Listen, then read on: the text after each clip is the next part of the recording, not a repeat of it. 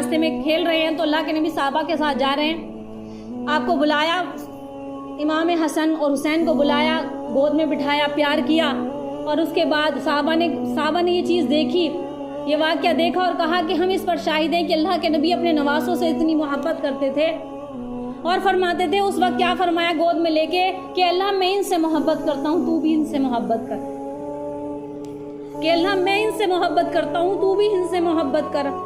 یہ کون سا گھرانہ ہے؟ اہل بیت کا گھرانہ، کہ جس کو دین اسلام کی وجہ سے قربان ہونا پڑا.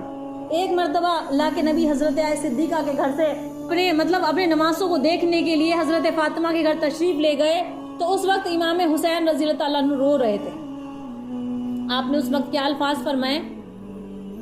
مطلب روزانہ آپ کی عادت مبارک آتی، حضرت فاطمہ کے گھر میں آپ تشریف لے جاتے اور بچوں کو پیار کرتے، گود میں ان کو کھلاتے.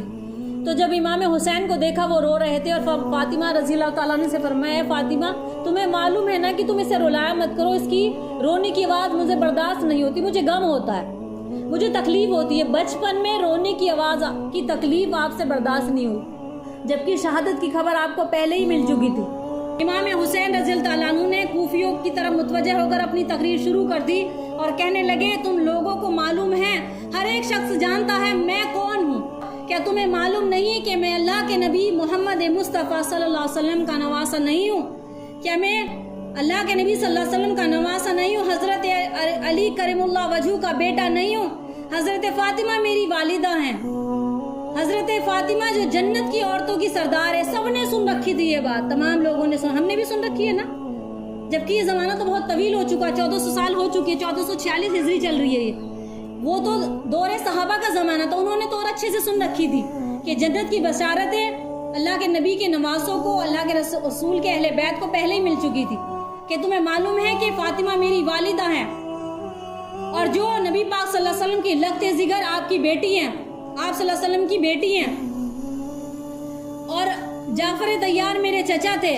اس فخر نسبی کے علاوہ مجھے یہ فخر بھی حاصل ہے کہ اللہ کے نبی صلی اللہ علیہ وسلم مجھ کو اور میرے بھائی حسن کو شباب اہل جنہ کا لقب دیا ہے کہ تم جنت کے مردوں کے سردار ہو، نوجوانوں کے سردار ہو. اگر تم میری بات کا یقین نہ ہو تو ابھی تک اللہ کے نبی کے وہ صحابہ بھی موجود ہیں، تم چاہو تو ان سے پوچھ سکتے ہو کہ ہمارا مقام، اہل بیت کا مقام کیا ہے. تم نے میری ایک بات کی تصدیق، تم ایک بات کی بھی تصدیق کر سکتے ہو، میں نے کبھی وعدہ خلافی نہیں کی، میں نے کبھی نماز قضا نہیں کی، اور میں نے کبھی کسی مومن کا قتل نہیں کیا، نہ آز نہ کسی کو ایذا پہنچائی. اور اگر عیسیٰ علیہ السلام کا گدھا زندہ ہوتا تو حواری اس کی بھی حفاظت کرتے. حواری کون تھے؟ عیسیٰ علیہ السلام. جیسے اللہ کے رسول کے صحابہ، ایسے عیسیٰ علیہ السلام کے حواری آپ پر ایمان لانے والے عیسیٰ علیہ السلام کو. تو یہ پیغام دے رہے امام حسین کہ اگر عیسیٰ علیہ السلام کا گدھا بھی زندہ ہوتا تو حواری اس کی بھی حفاظت کرتے. اور تم میری بات کو کیسے تسلیم نہیں کر رہے اور تم مجھے کیسے بھول گئے، یہاں تک کہ مجھے قتل کرنے پر آمادہ ہو رہے ہو. وہ فرماتے ہیں کہ اگر عیسیٰ علیہ السلام کا گدھا بھی زندہ ہوتا تو تمام عیسائی قیامت تک اس گدھے کی نگرانی کرتے. اور تم کیسے مسلمان ہو کہ امتی ہو کر اپنے رسول کے نواسوں کو قتل کرنے کے لیے کھڑے ہو؟ نہ تم کو اللہ کا خوف ہے نہ رسول کی شرم ہے. میں نے جب ساری عمر کسی شخص کو قتل نہیں کیا، ظاہر ہے کہ مجھ پر پھر کسی کا قصاص بھی باقی نہیں ہے، تم مجھے پھر کیسے قتل کرنے کا حق رکھ سکتے ہو؟ پھر بتاؤ کہ تم نے میرے خون کو کس طرح سے حلال کر لیا ہے. میں دنیا کے جھگڑوں سے آزاد ہو کر مدینے میں اللہ کے نبی کے قدموں میں پڑا ہوا تھا، مکہ میں عبادت کر رہا تھا. تم کوفیوں نے مجھے وہاں بھی رہنے نہیں دیا، میرے پاس خطوط پہنچائے، وہ خط دکھانے لگے امام حسین جو کوفہ کی طرف سے آئے تھے کہ تم نے وہاں بھی مجھے چین سے رہنے نہ دیا. پھر مکہ کے اندر خانہ کعبہ میں عبادت میں مصروف تھا، تم کوفیوں نے وہاں بھی مجھے نہیں چھوڑا، چین سے نہ رہنے دیا. میرے پاس مسلسل خطوط بھیجتے رہے، ہم تم کو امامت کا حقدار سمجھتے ہیں، تمہارے ہاتھ پر بیعت کرتے ہیں، تم کو خلیفہ مانیں گے، تم یہاں جاؤ. جب تمہارے بلانے پر میں آ گیا تو آج تم میرا کوئی ساتھ نہیں دیتے، مجھے یعنی کہ مجھے اکیلا چھوڑ دیا. اگر تم میری مدد کرو تو صرف میں یہ چاہتا ہوں کہ مجھے قتل نہ کرو. یہ جنگ سے پہلے کا واقعہ ہے، پہلے آپ تقریر کر کے فرما رہے ہیں. اور آزاد چھوڑ دو تاکہ میں مکہ مدینہ واپس اپنے اہل و عیال کو لے کر سلامتی سے اپنے گھر میں واپس ہو جاؤں.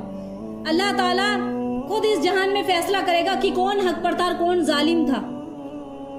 اس تقریر کو سن کر سب خاموش ہو گئے، جتنے دشمن کھڑے تھے قافلے میں سب خاموش ہو گئے، کسی کی ہمت نہ ہو کہ کچھ آگے بول سکے۔ اور امام حسین رضی اللہ عنہ نے فرمایا کہ اللہ کا شکر ہے کہ میں نے تم پر حجت پوری کر دی، اب تم پر اور کوئی عذر پیش نہیں کر سکتے، اب تم اس بارے میں کوئی عذر پیش نہیں کر سکتے۔